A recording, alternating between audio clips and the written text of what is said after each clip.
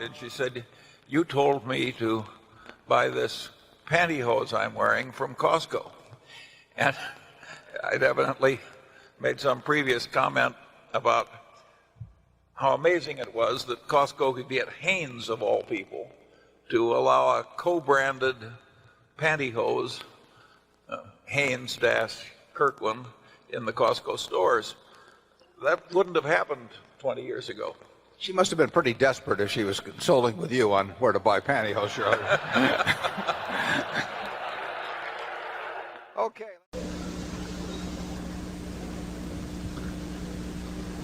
And we'll start just 1 second. Everybody has a chance to get to their seats.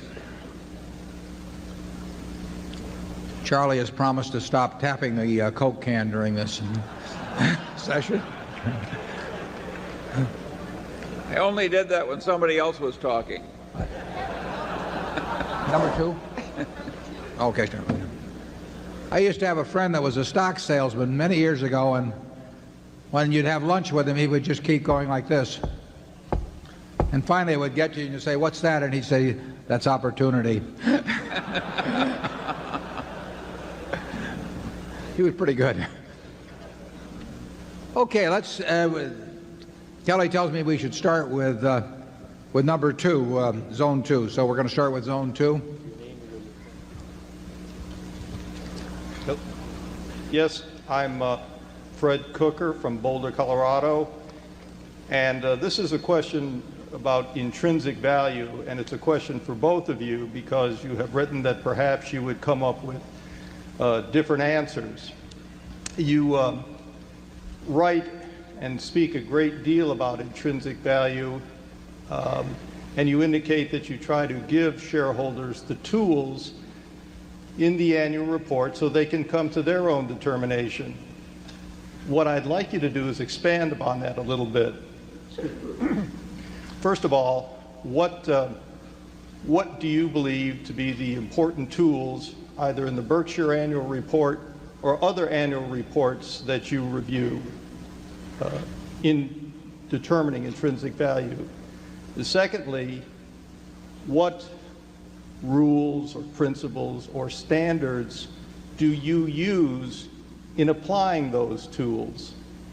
And lastly, how does that process, that is, the use of the tools, the application of the standards, relate to what you have previously described as the filters you use in determining your valuation of a company? If we could see, in looking at any business, what its future cash inflows or outflows from the business to the owners or from the owners would be over the next, we'll call it 100 years, or until the business is extinct, and then could discount that back at the appropriate interest rate, which I'll get to in a second, that would give us a number for intrinsic value. In other words, it would be like looking at a bond that had a whole bunch of coupons on it that was due in 100 years, and if you could see what those coupons are, you can figure the value of that bond compared to government bonds if you want to stick an appropriate risk rate in. Or you can compare one government bond with 5% coupons to another government bond with 7% coupons. Each one of those bonds has a different value because they have different coupons printed on them. Businesses have coupons that are going to develop in the future too. The only problem is they aren't printed on the instrument, and it's up to the investor to try to estimate what those coupons are going to be over time. As we have said, in high-tech businesses or something like that, we don't have the faintest idea what the coupons are going to be. When we get into businesses where we think we can understand them reasonably well, we are trying to print the coupons out. We are trying to figure out what businesses are going to be worth in 10 or 20 years. When we bought See's Candy in 1972, we had to come to the judgment as to whether we could figure out the competitive forces that would operate, the strengths and weaknesses of the company, and how that would look over a 10 or 20 or 30-year period. And if you attempt to assess intrinsic value, it all relates to cash flows. The only reason for putting cash into any kind of an investment now is because you expect to take cash out, not by selling it to somebody else, because that's just a game of who beats who. but in a sense, by what the asset itself produces. That's true if you're buying a farm. It's true if you're buying a business. And the filters you described, there are a number of filters which say to us, we don't know what that business is going to be worth in 10 or 20 years, and we can't even make an educated guess. Obviously, we don't think we know to 3 decimal places or 2 decimal places or anything like that, precisely what's going to be produced. But we have a high degree of confidence that we're in the ballpark with certain kinds of businesses. The filters are designed to make sure we're in those kinds of businesses. We basically use long-term, risk-free, that's government bond type interest rates to think back in terms of what we should discount at. And you know, that's what the game of investment is all about. Investment is putting out money to get more money back later on from the asset, and not by selling it to somebody else, but by what the asset itself will produce. If you're an investor, you're looking at what the asset is going to do, in our case, businesses. If you're a speculator, you're primarily focusing on what the price of the object is going to do, independent of the business, and that's not our game. So we figure if we're right about the business, we're going to make a lot of money, and if we're wrong about the business, we don't have any hopes. We don't expect to make money. And in looking at Berkshire, we try to tell you as much as possible as we can about our business, of the key factors. Those are the things that Charlie and the things we put in our report about those businesses are the things that we look at ourselves. So if Charlie had nothing to do with Berkshire, but he looked at our report, he would probably, in my view, he would come to pretty much the same idea of intrinsic value that he would come to from being around it, you know, for X number of years. The information should be there. We give you the information that if the positions were reversed, we would want to get from you. And in companies like Coca-Cola or Gillette or Disney or those kind of businesses, you will see the information in the reports. You have to have some understanding of what they're doing, but you have that in your everyday activities. You'll get that kind of knowledge. You won't get it, you know, in terms of some high-tech company, but you'll get it with those kind of companies. And then you sit down and you try to print out the future. Charlie? I would argue that one filter that's useful in investing is the simple idea of opportunity cost. If you have one opportunity that you already have available in large quantity, and you like it better than 98% of the other things you see, well, you can just screen out the other 98% because you already know something better. So that people who have a lot of opportunities tend to make better investments than people that don't have a lot of opportunities, and people who have very good opportunities, and using a concept of opportunity cost, they can make better decisions about what to buy. With this attitude, you get a concentrated portfolio, which we don't mind. That practice of ours, which is so simple, is not widely copied. I do not know why. Now, it's copied among the Berkshire shareholders. I mean, all of you people have learned it. But it's not the standard in investment management, even at great universities and other intellectual institutions. Very interesting question. If we're right, why are so many eminent places so wrong? There are several possible answers to that question. Yes. The attitude, though, I mean, if somebody shows us a business, you know, the first thing goes through our head is, would we rather own this business than more Coca-Cola? Would we rather own it than more Gillette? You know, it's crazy not to compare it to things that you're very certain of. There's very few businesses that we'll find that we're certain of the future about as companies such as that. And therefore, we will want companies where the certainty gets close to that, and then we'll want to figure that we're better off than just buying more of those. If every management, before they bought a business in some unrelated field that they might not have even heard of, you know, more than a short time before that's being promoted to them, if they said, is this better than buying in our own stock? You know, is this better than even buying Coca-Cola stock or something, there'd be a lot fewer deals done. But they tend not to measure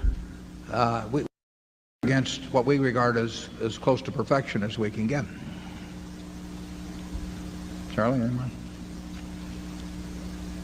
Well, I will say this, that the concept of intrinsic value used to be a lot easier because there were all kinds of stocks that were selling for 50% or less of the amount at which you could have easily liquidated the whole corporation if you owned the whole corporation.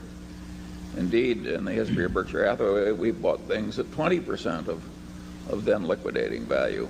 And in the old days, the Ben Graham followers could run their Geiger counters over corporate America, and they could spill out a few things, and you could easily see, if you were at all familiar with the market prices of whole corporations, that you were buying at a huge discount.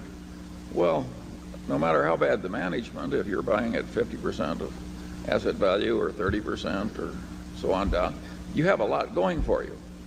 And as the world has wised up and as stocks have behaved so well for people that stocks generally have gone to higher and higher prices, that game gets much harder. Now to find something at a discount from intrinsic value, those simple systems ordinarily don't work. You've got to get into Warren's kind of thinking, and that is a lot harder. I think you can predict the future in a few places best if you understand a few basic ideas that come from a good general education. And that's what I was talking about in that talk I gave at the USC Business School. In other words, Coca-Cola is a simple company if it's stripped down and analyzed in terms of some elemental forces. It's not hard to understand Costco either. You know, I mean, there are certain fundamental models out there that do not take, you don't have the kind of ability that quantum mechanics requires. You just have to know a few simple things and really know them.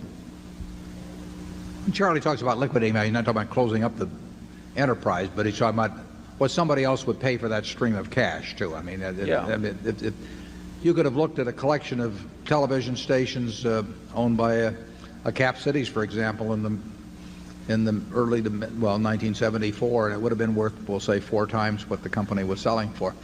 Not because you'd closed the stations, but just their stream of income was worth that to somebody else. It's just that the marketplace was very depressed, although, like I say, on a negotiated basis, you could have gone and sold the properties for 4 times what the company was selling for, and you got wonderful management. And I mean, those things happen in markets. They will happen again. But part of investing and calculating intrinsic values is if you get the wrong answer when you get through. In other words, if it says don't buy, you can't buy just because somebody else thinks it's going to go up or because your friends have made a lot of easy money lately or anything of the sort. You have to be able to walk away from anything that doesn't work, and very few things work these days. You also have to walk away from anything you don't understand, which in my case is a big handicap. But you would agree, wouldn't you, Warren, that it's much harder now? Yeah, but I would also agree that almost at any time over the last 40 years that we've been up on a podium, we would have said it was much harder in the past, too. But it is harder now. It's way harder. Part of it being harder now, too, is the amount of capital we run. I mean, if we were running $100,000, our prospects for returns would be, and we really needed the money, our prospects for return would be considerably better than they are running Berkshire. It's very simple. Our universe of possible ideas would expand by a huge factor.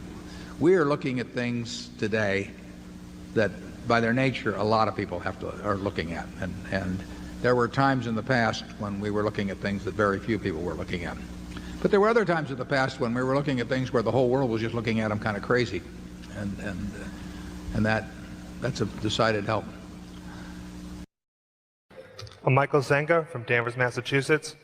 That's a town whose band Mr. Buffett so generously sent to the Rose Bowl parade last year, so you're a very popular guy in my town. Good morning, Mr. Buffett and Mr. Munger.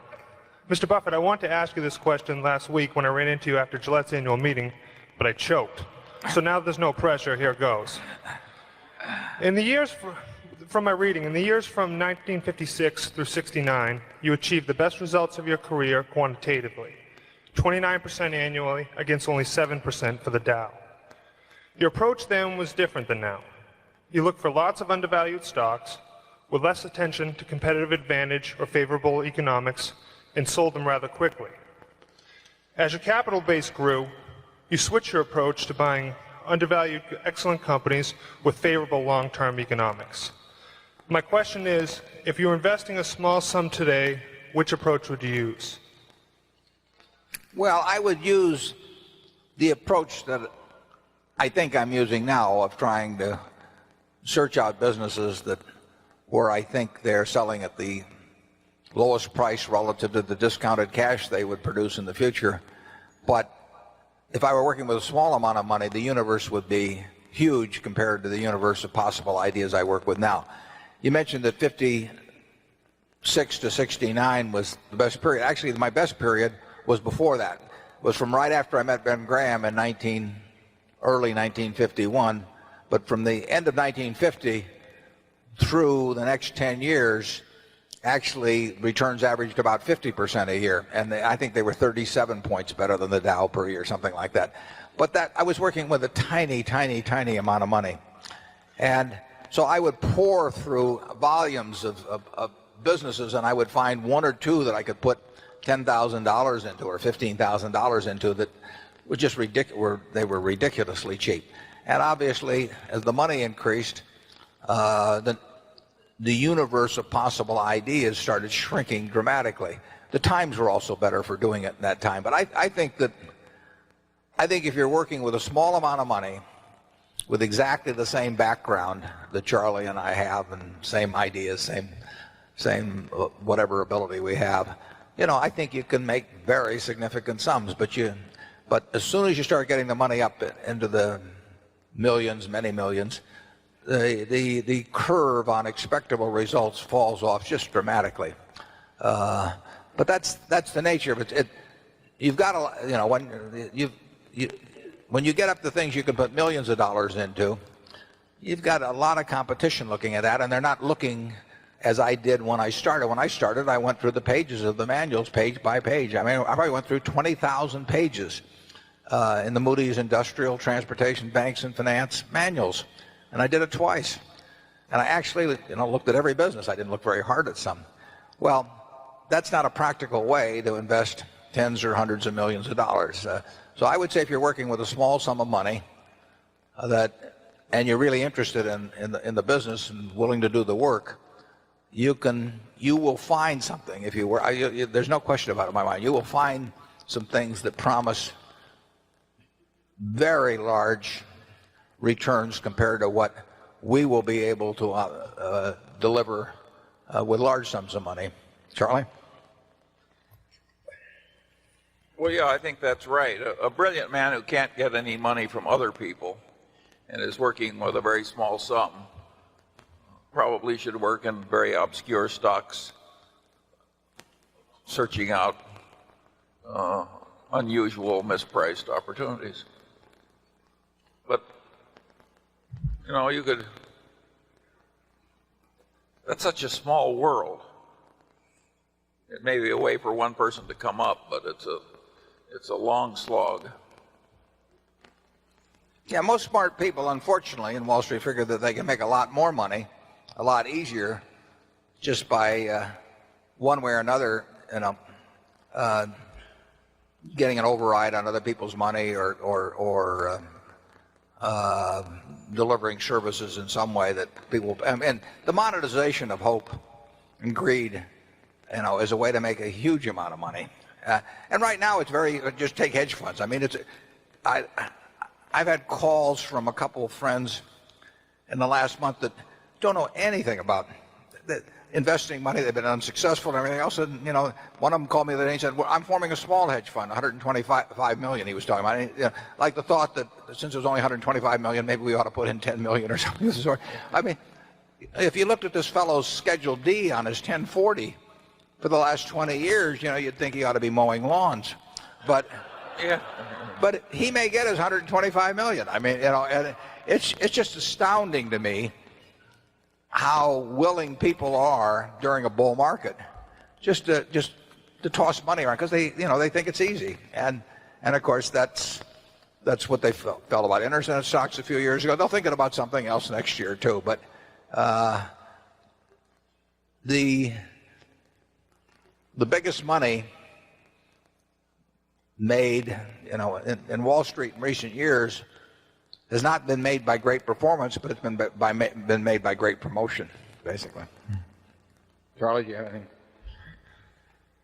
Well, I would state it even more strongly.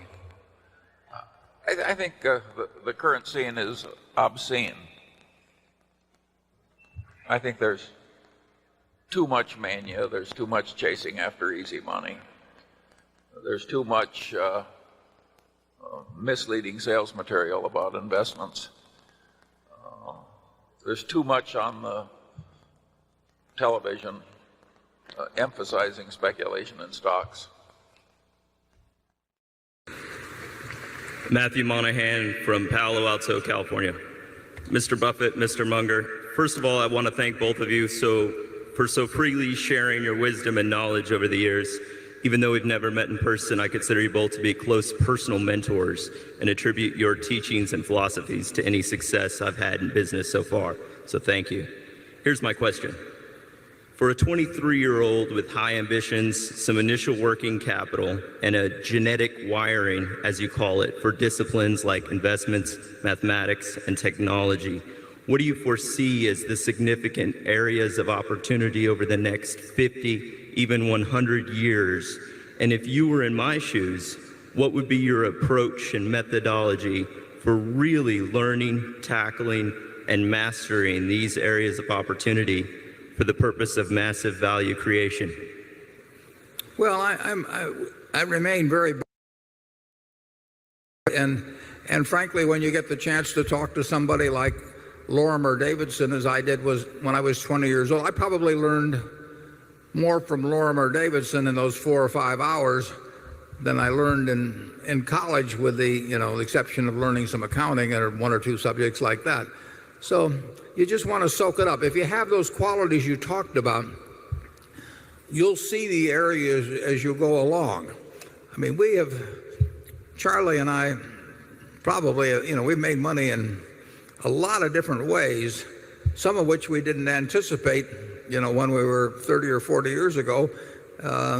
But we did have the ability to recognize some. We didn't have the ability to recognize others. But we did know when we knew what we were doing and when we didn't. And we just kept looking. We had a curiosity about things. You would know at a time like the long-term capital management crisis, for example, that there were going to be ways to make money. I mean, they were going to be out there, and all you had to do was just read and think 8 or 10 hours a day, and you were going to cover a lot of possibilities, probably a very high percentage of them good, and some of them sensational.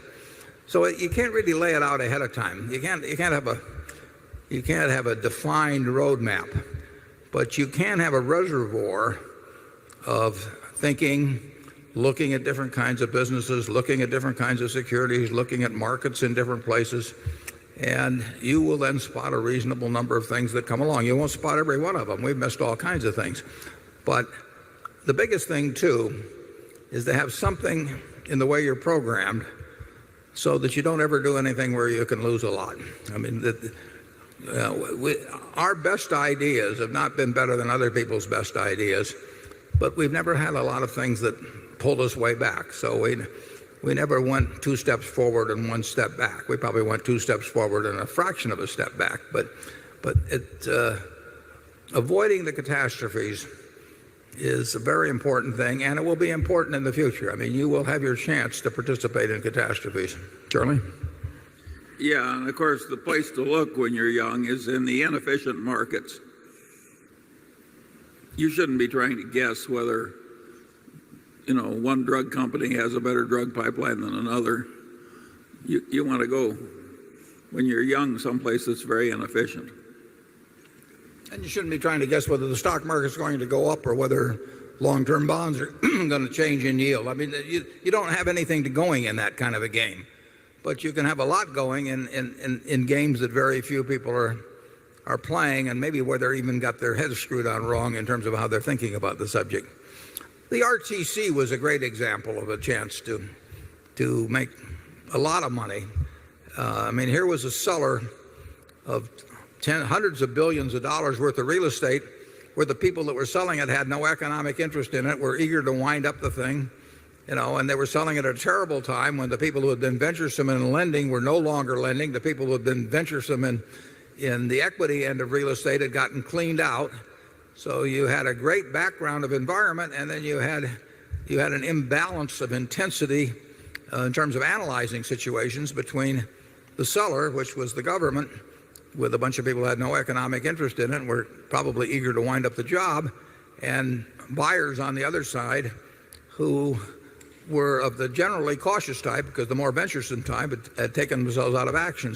And there were huge amounts of property. So you get these opportunities, and you'll get more. I mean, there won't be any scarcity of opportunities in your life, although there will be days when you feel that way. Yes. Hi, Mr. Buffett and Mr. Munger. This is Whitney Tilson, a shareholder from New York. For many years, both of you have been warning about the dangers of derivatives, at one point calling them financial weapons of mass destruction. Yet every year, tens of trillions of dollars of derivatives are bought and sold. It just seems to be getting bigger and bigger, and almost certainly improperly accounted for.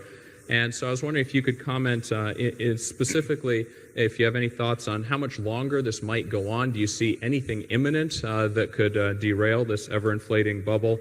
What might trigger it? And who should be doing what to try and mitigate this looming danger? Well, we've tried to do a little to mitigate it ourselves by talking about it, but you're right that, and it isn't the derivative itself. I mean, there's nothing evil about a derivative instrument. As I mentioned, we have 60 some of them at Berkshire, and on Monday I will go over with the directors. I'll go over all 60 some, and believe me, we'll make money out of those particular instruments. But the usage of them on an expanding basis, more and more imaginative ways of using them, introduces essentially more and more leverage into the system. And it's an invisible or largely invisible sort of leverage. Now, if you go back to the 1920s, after the crash, the United States government held hearings. They decided that leverage, margin in those days as they call it, leverage contributed to perhaps the crash itself, and certainly to the extent of the crash. And it was like pouring gasoline on a fire when people's holdings got tripped. You know, when stocks went down 10%, people had to sell, another 10% more people had to sell, and so on. So leverage was regarded as dangerous, and the United States government empowered the Federal Reserve to regulate margin requirements, regulate leverage. And that was taken very seriously. And for decades, it was a source of real attention. I mean, if you went to a bank and tried to borrow money on a stock, they made you sign certain papers as to that you weren't in violation of the margin requirements, and they policed it. And it was taken quite seriously when the Fed increased or decreased margin requirements. It was a signal of how they felt about the level of speculation. Well, the introduction of derivatives and index future, all that sort of thing, has just totally made any regulation of margin requirements a joke. They still exist, and it's an anachronism. So I believe, I think Charlie probably agrees with me, that we may not know where exactly the danger begins and at what point it becomes a super danger and so on. We certainly don't know what will end it precisely. We don't know when it will end precisely. But we probably, at least I believe, that it will go on and increase to the point where at some point there'll be some very unpleasant things happen in markets because of it. You saw one example of what can happen under forced sales back in, October 19th, 1987, when you had so-called portfolio insurance. Well, now portfolio insurance, and you ought to go back and read the literature for the couple of years preceding that. I mean, this was something that came out of academia, and it was regarded as a great advance in financial theories and everything. It was a joke. It was a bunch of stop-loss orders, which, go back 150 years or something, except that they were done automatically and in large scale by institutions, and they were merchandised. People paid a lot of money to people to teach them how to put in a stop-loss order. And what happened, of course, was that if you have a whole series of stop-loss orders by very big institutions, you are pouring gasoline on fire. And when October 19th came along, you had a 22% shrink in the value of American business, caused essentially by a doomsday machine. A dead hand was selling as each level got hit. And 3 weeks earlier, people were proclaiming the beauty of this. Well, that is nothing compared. It was a formal arrangement to have this dynamic hedging or portfolio insurance sell things. But you have the same thing existing when you have fund operators operating with billions and in aggregate trillions of dollars leveraged, who will respond to the same stimulus. They have what we would call a crowded trade, but they don't know it. It's not a formal crowded trade.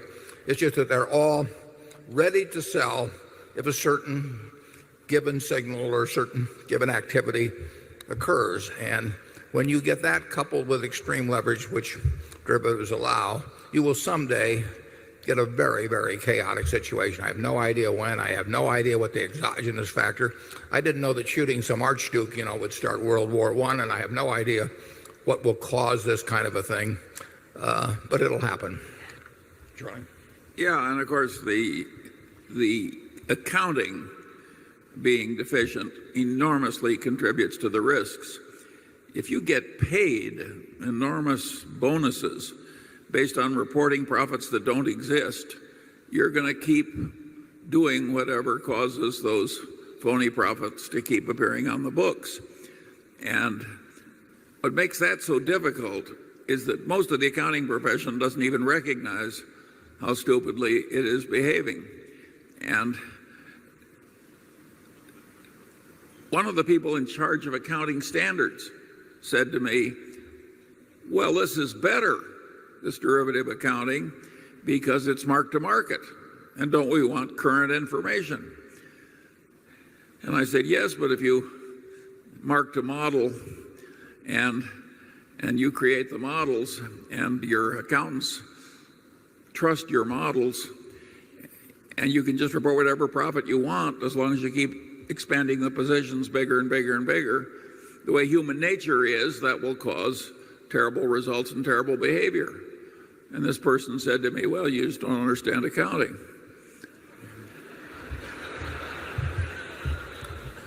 If 4 years ago or whenever it was when we started to liquidate Gen Re's portfolio, we had reserves set up for in the hundreds of millions and all sorts of things. And our auditor, and I emphasize any other of the big four auditors, absolutely would have attested to the fact that our stuff was marked to market. I just wish I'd sold the portfolio to the auditors that day. I'd be 400 million better off. So it's a real problem. Now, there's one thing that's really quite interesting to me. If I owe you on my dry cleaning bill or something $15 and they're auditing the dry cleaners, they check with me and they find out that I owe you $15 and it's all fine. If they're auditing me, they find out that I owe the dry cleaner $15. There are only four big auditing firms, basically in this country. And so in many cases, if they're auditing my side of the derivative transaction, what I'm valuing it at, the same firm may often be valuing or attesting to the value of the mark by the person on the other side of the contract. I will guarantee you that if you add up the marks on both sides, they don't equate out to zero. We have 60 some contracts, and I will bet that people are valuing them differently on the other side than we value them themselves, and it won't be to the disadvantage of the trader on the other side. I don't get paid based on how ours are valued, so I've got no reason to want to game the system. But there are people out on the other side that do have reasons to game the system. So if I'm valuing some contract at plus $1 million for Berkshire, that contract on the other side is just one piece of paper. It should be valued at a minus 1 million by somebody else. But I think you probably have cases, and I'm not talking about our auditors, I'm talking about all four of the firms. But they have many cases where they are attesting to values that of the exact same piece of paper where the numbers are widely different on both sides. Do you have any thoughts on that, Charlie? Well, as sure as God made little green apples, this is going to cause a lot of trouble in due course. As long as it keeps expanding and ballooning and so on, and the convulsions are minor, it can just go on and on. But eventually, there will be a big denouement.